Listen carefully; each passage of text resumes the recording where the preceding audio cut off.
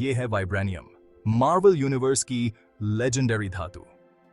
सिर्फ fictional African देश Wakanda में पाया जाता है। वाइब्रेनियम वैज्ञानिकों और इंजीनियर्स का सपना होता है, लेकिन क्या ऐसा कोई मटेरियल हमारे दुनिया में एग्जिस्ट कर सकता है? चलो पता करते हैं। वाइब्रेनियम को अक्सर एक डार्क सिल्वरी मेटल के रूप में दिखाया जाता है। इसकी प्रॉपर्टीज रिमार्केबल हैं। इमेजिन करो एक ऐसी धातु जो गोलियों को डिफ्लेक्ट कर सके, इतनी वर्सेटाइल कि उससे एडवांस टेक्नोलॉजी बनाई जा सके, और इतनी पावरफुल कि एक पूरे देश को फ्यूल कर सके।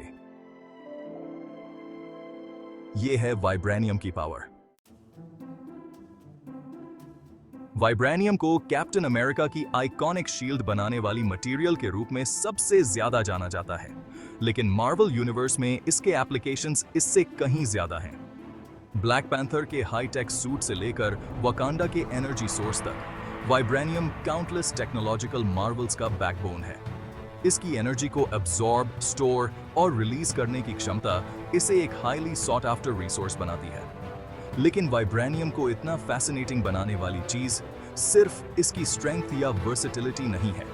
ये इस बात का रिप्रेजेंट करता है कि इसके पास इमेंस पावर और रिस्पॉन्सिबिलिटी दोनों है। गलत हाथों में वाइब्रेनियम बहुत ज्यादा कैटास्ट्रोफिक हो सकता है। ये डुअलिटी कहानी में एक कॉम्प्लेक्सिटी का लेयर जोड़ती है और हमें ऐसी एडवांस टेक्नोलॉजी के एथिकल इंप्लीकेशंस के बारे में सोचने पर मजबूर करती है। वाइब्रेनियम जैसी फिक्शनल मटेरियल्स और रियल वर्ल्ड साइंटिफिक एडवांसमेंट्स के बीच पैरेलल्स बनाना टेम्प्टिंग है।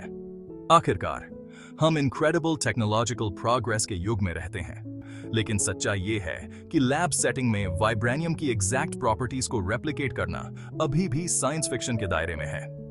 फिजिक्स के नियम, जैसा कि हम उन्हें समझते हैं, एक ऐसी मटेरियल को बनाने में सिग्निफिकेंट चैलेंजेस प्रेजेंट करते हैं जो सभी वाइब्रेशंस और काइनेटिक एनर्जी को एब्जॉर्ब कर सके। हालांकि हमारे पास ग्राफीन और कार्बन नैनोट्यूब्स जैसी रिमार्केबल प्रॉपर्टीज वाली मटेरियल्स हैं, लेकिन ये वाइब्रेनियम की वर्सेटिलिटी के लेवल तक नहीं पहुंचती हैं। तो हालांकि हमने अभी तक रियल लाइफ वाइब्रेनियम का कोड क्रैक नहीं किया है, लेकिन ऐसी मटेरियल्स की खोज वैज्ञानिकों को इंस्पायर करती रहती है और हमारी कल्पनाओं को फ्यूल देती रहती है। Section 4. Super metals in our world, a glimpse of the future?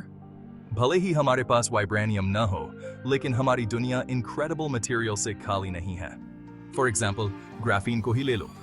Carbon atoms की ये 1 atom thick sheet incredibly strong, light weight है और इलेक्ट्रिसिटी की एक एक्सीलेंट कंडक्टर है। इसमें इलेक्ट्रॉनिक्स से लेकर मेडिसिन तक हर चीज में रेवोल्यूशन लाने की क्षमता है। फिर आते हैं सुपर अलॉयज।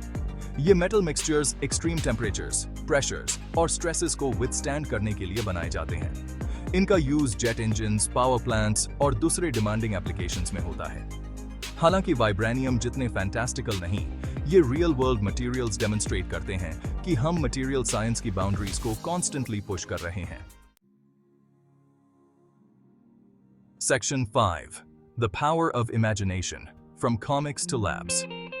वाइब्रेनियम हालांकि फिक्शन की उपज है, लेकिन एडवांस्ड मटेरियल्स और दुनिया को बदलने की उनकी क्षमता के साथ हमारे इंड्यूरिंग फैसिनेशन को रिफ्लेक्ट करता है।